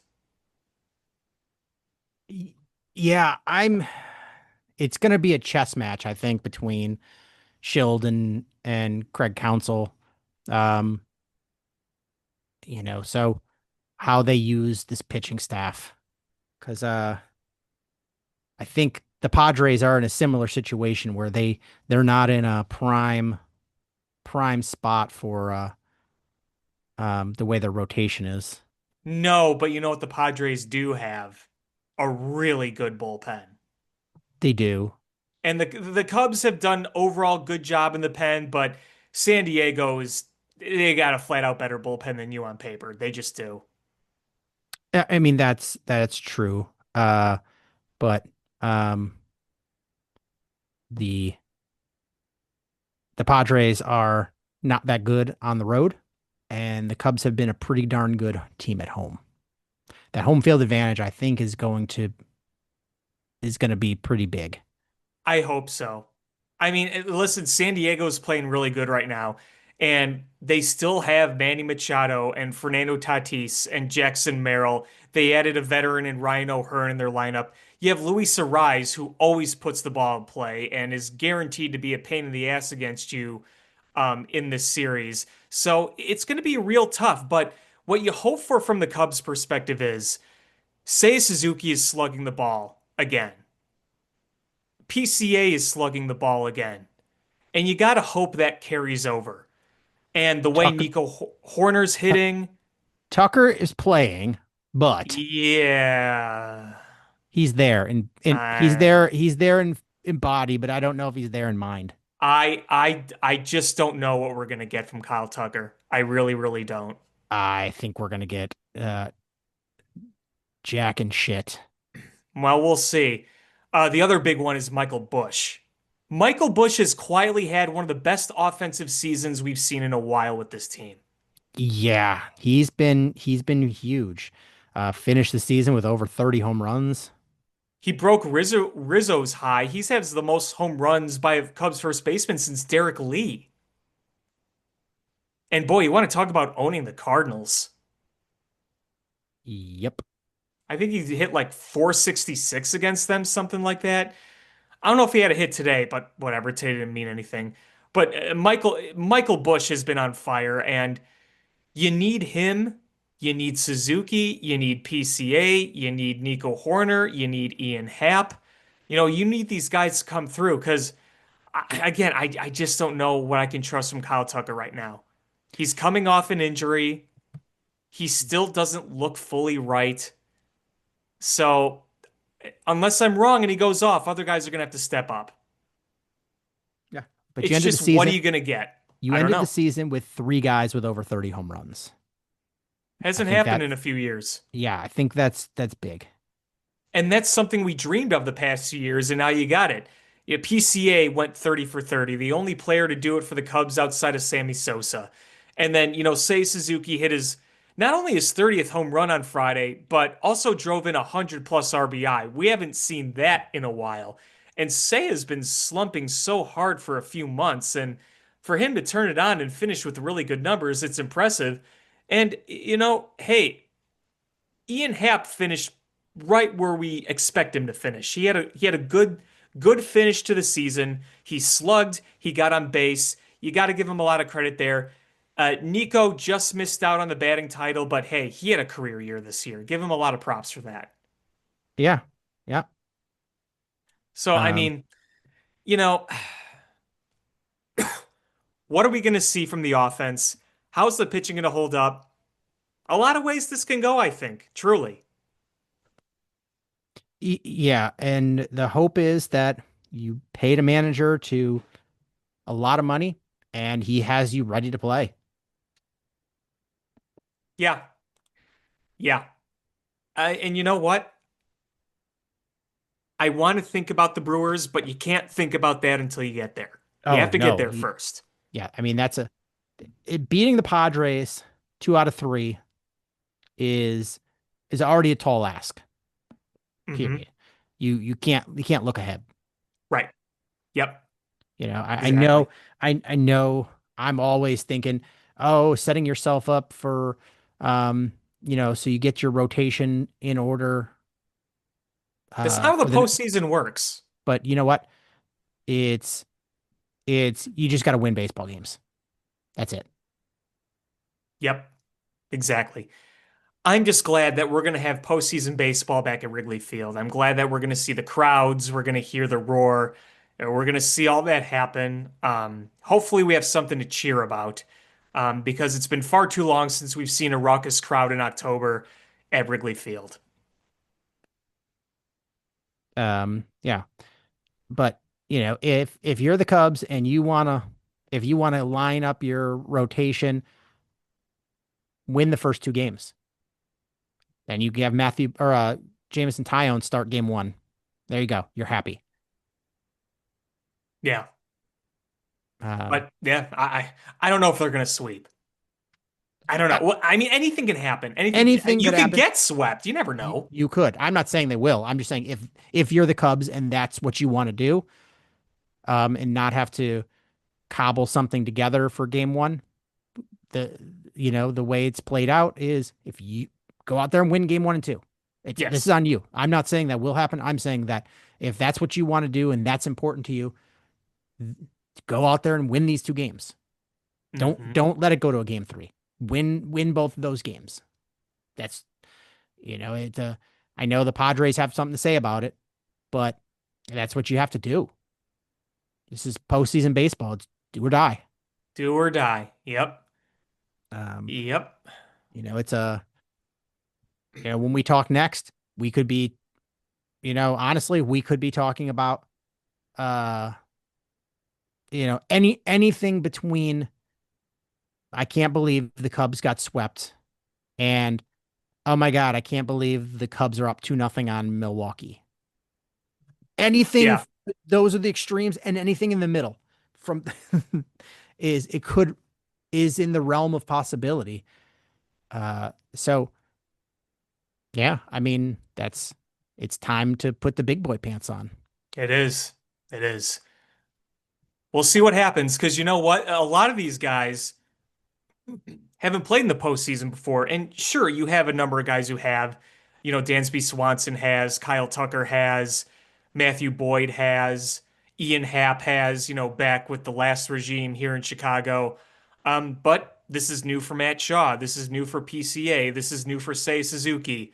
This is new for Mo Baller, who I expect to be on the roster. This is new for Michael Bush. So there's a lot of guys getting a postseason taste for the first time. So that's exciting for them. Yeah, absolutely. It's it's big. Um,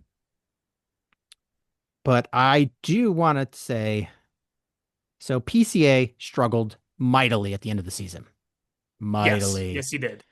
Um, but he finished the season with 31 home runs, four triples, 37 doubles, 145 hits, a 768 OPS, and a 5.9 B WAR in his first full season as a baseball player in majors. As a whole, that ain't bad. Not That ain't that's not bad at bad at all. And all. I know a lot of that WAR is going to be his defense, but 31 home runs, 768 OPS, and What was the that slug? his slug was 481. That's pretty good. It's So not quite 500, but that's pretty good. yeah, so that's that's a kid who got sent up and down last year. This is his first full year in the bigs. And we saw, and it was not a consistent number like that. If that was like his consistent, like he was just, you know, batted 247 the whole time, and you'd be like, oh, that's pretty good. But we saw the highs. Mm-hmm. Oh yeah, and the highs were high. The highs were high. I mean, the, around the All-Star break, we were talking about could this guy be MVP? That's how Yes, high the highs were. MVPCA. Yeah, that's a lot of people were hoping for that. Yeah, and it was an epic collapse at the end. If you can just figure out to tap it in to not have that lows, we could have a special player here. Yeah, and he did play a little better towards the end.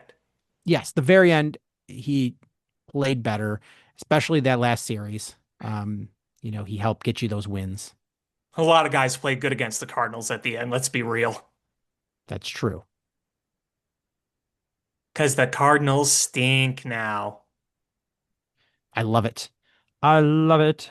Yep, they are just complete dookie pants. Love I every never second of thought it. I'd see the day, truly. I want to talk about how that they in the division finished fourth. Yeah, Fourth behind the Cubs, behind the Brewers, behind the Reds, ahead of the Pirates. But but that's usually how it goes for most teams. honestly, the Pirates were by the end of the season were playing much better baseball than the Cardinals. They were, and now you have Paul Skeens and Bubba Chandler as young starting pitchers on that team, and maybe a few more of their prospects come up next year and they start hitting. I mean, there's still a 90 loss team in Pittsburgh, but unfortunately, they're never going to make the big splash. But if you call up some of those prospects and they hit, then you won't be such a pushover anymore. I mean that team could pitch pretty well overall. They had no offense. Yeah, they um let's see anybody who scored less runs than them.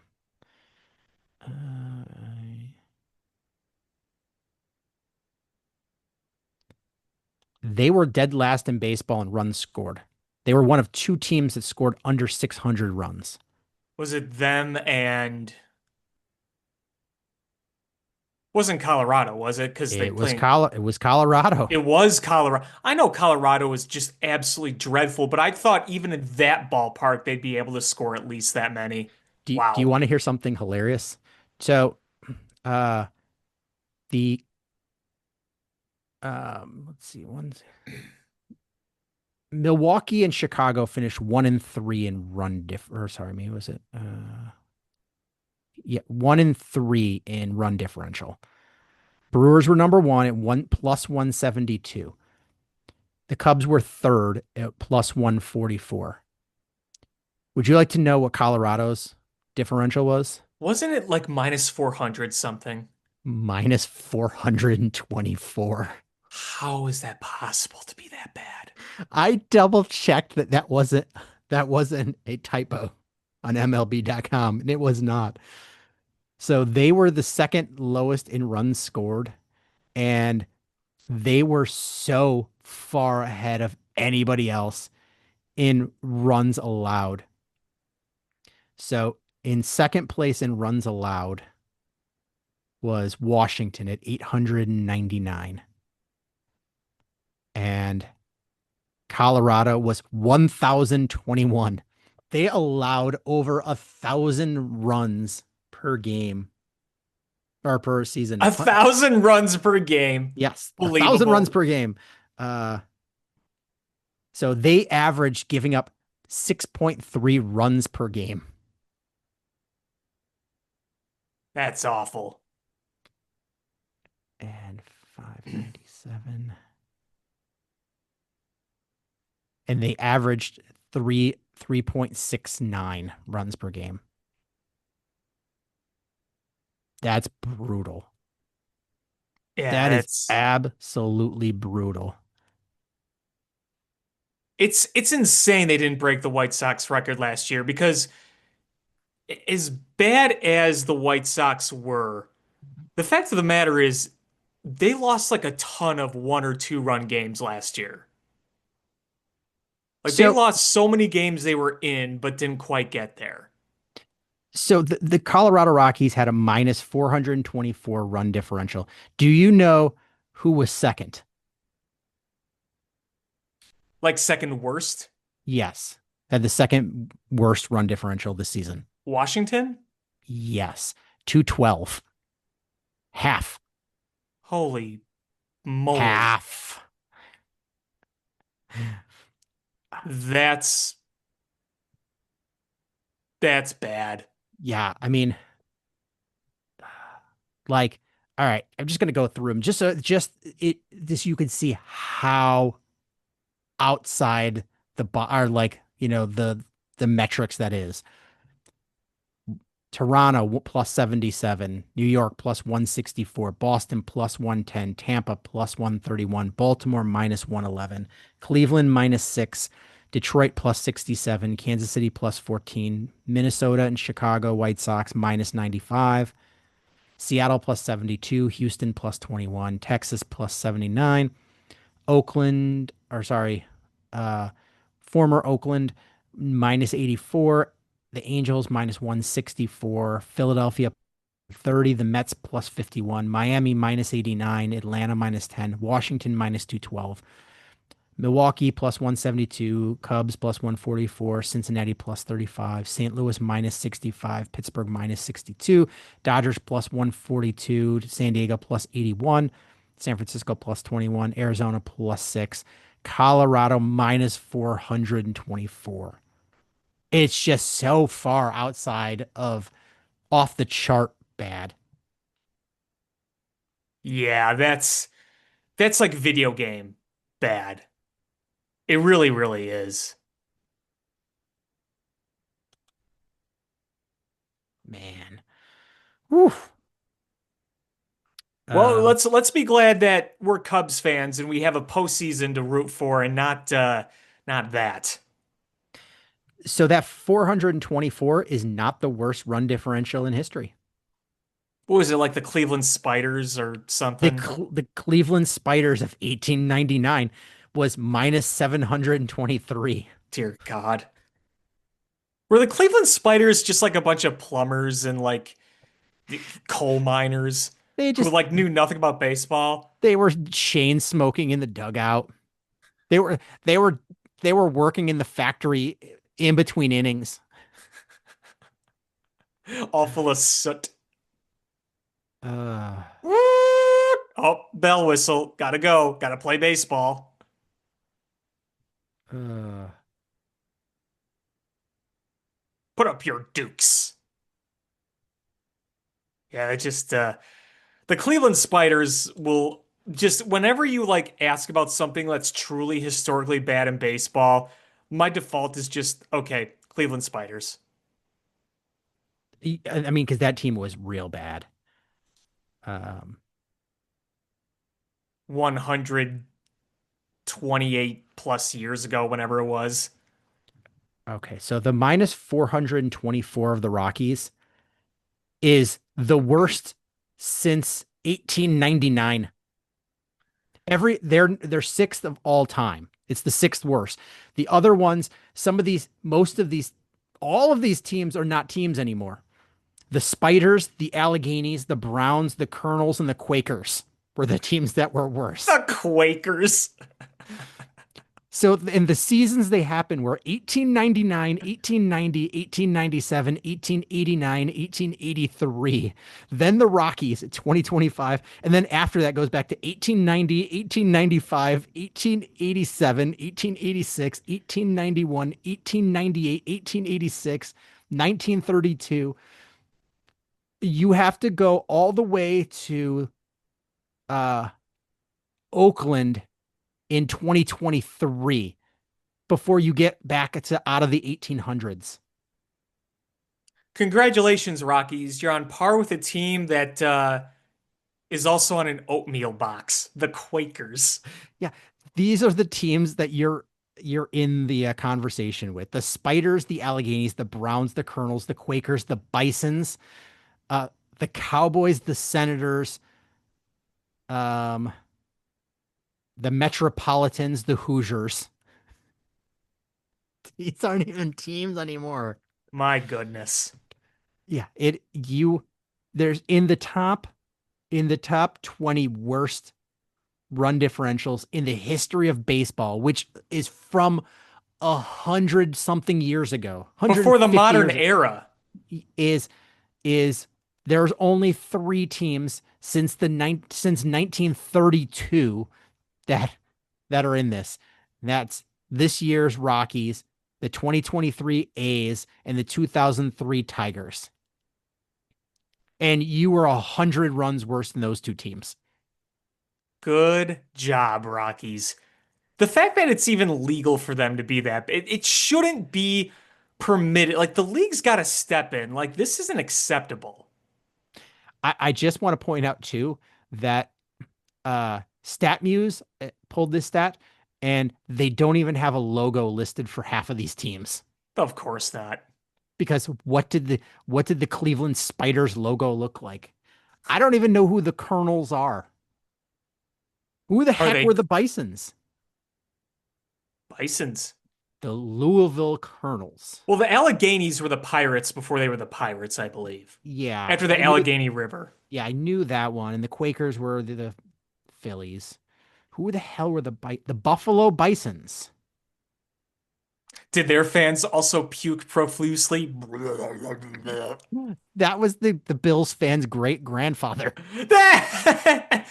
My great grandpappy used to puke on the side of the awful Bisons team.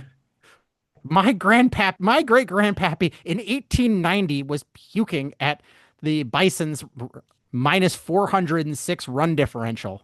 Somebody did one of those etch sketches of it back in the day. See, There's a it's hanging on sepia our there's a wall. sepia tone photo of it. Ew. Uh Jesus. How does this even happen? Uh I can't even deal. Uh so then the White Sox. That team, their bullpen's real bad. Yes, it is. They're going to need to fix a lot of things going into next year. And I mean, the bullpen's been terrible the past few years, but if they want to start being a bit more competitive next year, they're going to have to get some help because your offense is starting to click. These young guys are starting to click. I mean, look at what Colson Montgomery continues to do. Look at how good Kyle Teal has looked. Look at, Edgar Caro and some of those other guys. But oh man, you need some relief pitching, man, big time. Yeah, the bullpens. I mean, you've got starters, and you've got some options here. Is you could use some of your young players that are right at the cusp of coming up and playing for the bigs. You could bring them up and move them into the bullpen, and groom them into starters, and bring in one or two veteran starters. Or you can just pay relievers and go with the young players in, because I'm trying to stay within the realm of realism. And I don't think that the White Sox are going to go hog wild and start paying money. No, but I think you'll be more willing to spend to help build you up a little bit more. I hope so. I really hope so. I feel Um, like you have to. I'm not saying you're gonna, like you said, not go bananas, but you got to pick up some free agents that are more than just like, oh, they're just some washed up guy filling a spot. You want to find someone, I mean, you'll probably find maybe some trade bait possibly, but guys you can maybe be like, all right, this is a guy you can help build up your team a bit. I mean, even if you spent $100 million in your payroll next year, which is going to put you really profitable still, and you would be able to add so many players. And you've got a young core that you're looking at, and you're like, all right, I'm starting to feel good. Montgomery and Caro and Teal and some of these pitchers, you're like, I'm starting to feel good. And you've got some good players in the minors that are ready to come up. It's you're doing the fans a disservice and an injustice if you don't at least spend some money. Nobody's saying, become the Mets. We know that'll never happen. But can't you spend $100 million on this, especially since you have had a couple of seasons where you spent jack and shit? Yeah, no kidding. Because Jack and shit costs you nothing.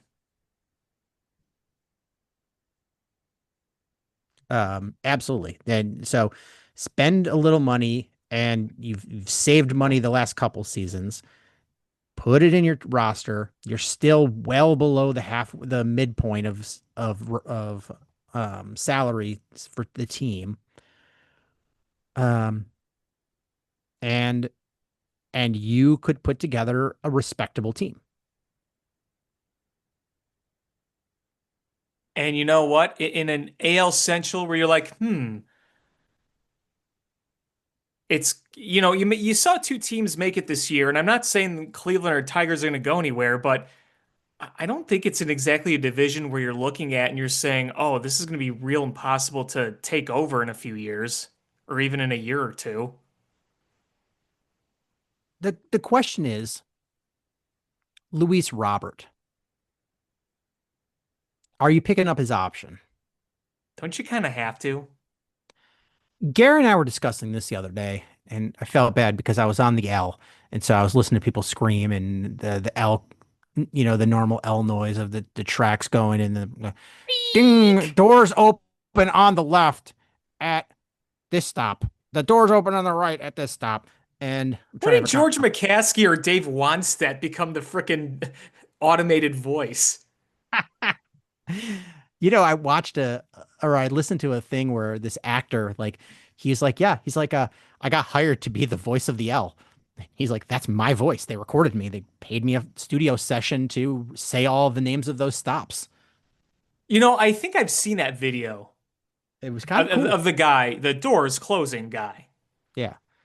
Um, like that's kind of a cool thing because they're probably going to use that forever. So, uh, It's you know, ingrained in Chicago culture. yeah. So he's gonna be able to take his grandkids there, and he's like, that's Grandpa here. But That's my grandpappy. yeah, I think you do have to pick it up. You have the financial flexibility, and it comes down to two is if you don't, who's playing center field for you? Well, I know you have some prospects down there in the Not in outfield, but not a center fielder though. You don't got a center fielder. that's true. That's true. I was asking Gary, I'm like, are there any like shortstops that are athletic enough that you could move? And he said he thought so, but um, you need to work with them. And I was like, okay, that might be a possibility. And maybe Robert it's a short-term fix. Uh, but if you don't pay him, it's Are you gonna let him walk for nothing? you're gonna let him walk for nothing. Is you could try to build him back up and flip him at the deadline for something. You could keep him the whole season. And I, I just it's not a great spot. I mean, I know but it's 20 million one season, period. It's not a long-term contract. It's one season. You're paying the guy 20 million. It's way more than he deserves. But with salaries now, it's not that terrible paying a Hmm. starting center fielder $20 million.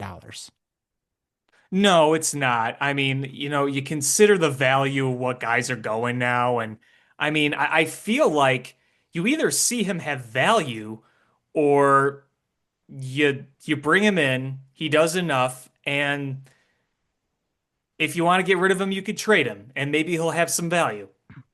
I mean, what do they say? One war is worth like $10 million or something, 8 to 10. Hmm. He was 1.5 war, so it's a slight overpay.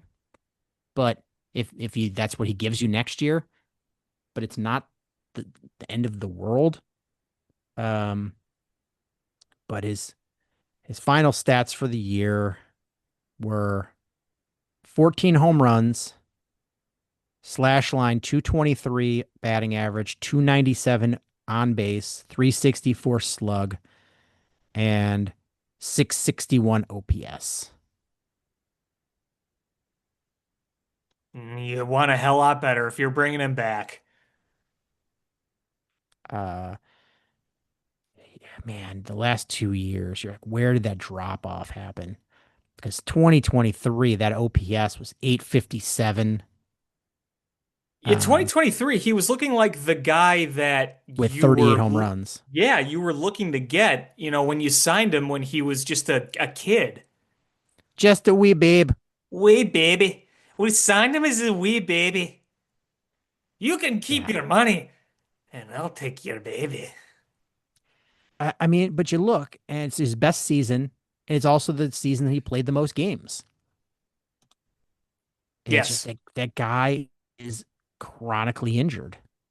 Yeah, I mean, going back to what, 2021? Because remember, even in that season where you had a division title and 93 wins, he was hurt for a lot of that season. Yeah. I mean, 2020, he played 56 games, 2021, 68, 2022, 98, 2023, 145, 2024, 100, and this year, 110. So he's missing over 50 games every season. I, it's you would hope between him wanting to invest in his own body, he would spend some money to just get whatever treatments he needed. And the White Sox putting all of their efforts into him being healthy and the fact that now you don't need him to be your power guy because Colson Montgomery is going to be your power guy now is can you take the pressure off of Luis Robert and maybe move him down that order and uh if he stays healthy you rebuild that value. I don't know. I don't know. He's 2 years removed from being a really damn good baseball player. Yes. And he's not old. No, he's not old. Yeah, I don't know. But I feel like letting him go would not be, at least right now, I don't think it would be the best of ideas. I He just just don't he just like turned the idea 28 of, years old. yeah, yeah. Yep. So you got the team option for the next 2 seasons. Hmm. I think you have to. I mean, yeah, with Jerry, you never know. Yeah, I'm not paying that guy $20 million and just that's it. Uh, but I, I think the winds of change are here, and I really think that Luis will be brought back. Yes, I agree.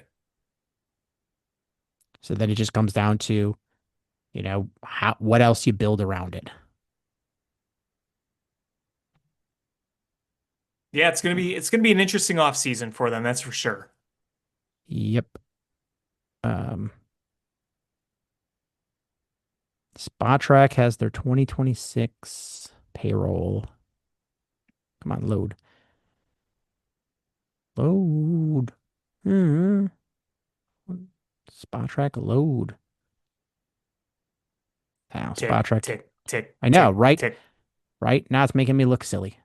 I don't know. Spot Track won't load. It's just spinning. Um, I think Woo, it's, woo, I think woo, woo. if I remember correctly, they're without Luis Robert, it's something like 25, 26 million. Uh,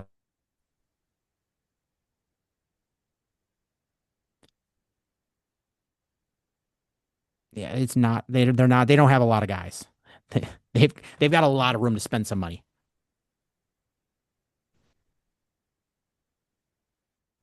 And you've got some pitchers coming up and some other players. Um, I think you could sneakily make this team much more competitive. Yeah, I mean, I think they're already on that path. I mean, it was a night and day second half compared to the first half and all last year. It really was. Yeah. Um, so I think I would absolutely put money down that they will not lose 100 games next year. I Yeah, almost I think, guarantee that. yeah, I think they're not, they're not going to be losing 100 games next year. Um, yeah. Um, I don't know if we're ready to talk Blackhawk. Are you ready to talk Blackhawks? Well, you know what? They're playing preseason games. Frank Nazar had a hat trick. You're seeing some good things from the young kids. Preseason's preseason. It is what it is. But we're getting real close to Blackhawks hockey, and there's going to be a lot of attention on a lot of these young kids. And I think we're going to get to see more of Ollie Moore. We're going to get to see more Frank Nazar. I think we're going to see Spencer Knight is going to be their main goaltender. So, I think it's worth watching these games, and hopefully we see a bit more competitiveness than the last few years. But you've seen some good things in preseason so far. Yeah, yeah. I've only caught bits and pieces. I haven't watched a whole game yet. So I'm excited. I'm excited to see how this roster shapes up and how some of these young players come up and look. It'll be interesting to see if Connor Bedard, like, I mean, he's had a really good career so far, but if I'm waiting for that everything to just click and him to put up that elite season that we're wanting to see. Yeah, we obviously want to see that, and hopefully this year is a step forward to seeing that. Fingers crossed. Your lips to God's ears. Hmm. Was there anything else you wanted to talk about? Nope, I think I said my piece. Although, hold on, before I have said my piece, I have one more little nugget here. Are you ready for this? Okay. Ben Johnson has more Sunday away game victories than Matt Eberflus.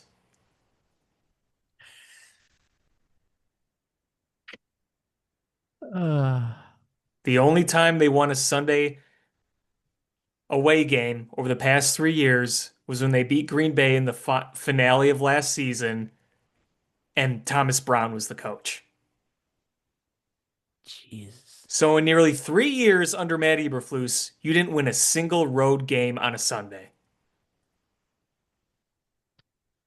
Well, thank goodness Ben Johnson is here to try to get rid of the stink. Because you know what I'm going to do now is as soon as we hang up this podcast episode, I am going to be pulling up all the post-game locker room stuff from the Bears and hear Ben Johnson yell, "Good, better, best, never let it rest." I'm going to be listening to all that stuff. Yep. I like that the man is positive. He says positive things publicly, even though you can watch the fire in his eyes and grinding his teeth, and he's ready to spit venom. Um, but he'll say something positive. Our defense played well, but then he's just like he'll have to throw some barb in there. But on offense, we stunk. We got to be As better. We got to as the convert with eyes those. bulge and the foam comes out of his mouth. Uh, God. All right. Well, that's going to do it for this episode of Bill Swerski Sports Talk Chicago. I want to thank everybody so much for listening. Please hit subscribe, however you listen to podcasts, whether it's iTunes, Stitcher, YouTube, Google Play, Spotify, etc. Share this podcast with your friends, how we grow the show. Follow us on social media at Swerski Sports, Facebook.com/Swerski Sports, SwerskiSports.com, or Swerski_Sports_podcast on Instagram, or ShyFanPat2 for Alex on Twitter /X, or AlexanderJPatCreative.com for all the cool stuff that Alex does. And again, thank you so much for listening. And until next time, bear down. Cubs win! What a lucky break! The good Lord wants the Cubs to win! We thank Ditka and God for all they have provided. Cubs win! Cubs win! Cubs win! Oh, I don't want her. You can have her. She's a Packer fan. She can't fit in my van. And she looks like Remember, New Yorkers, smoking crack is not legal on planes. Bears 31 to -7. The Bears! Oh, when the Bears go bearing down, I wanna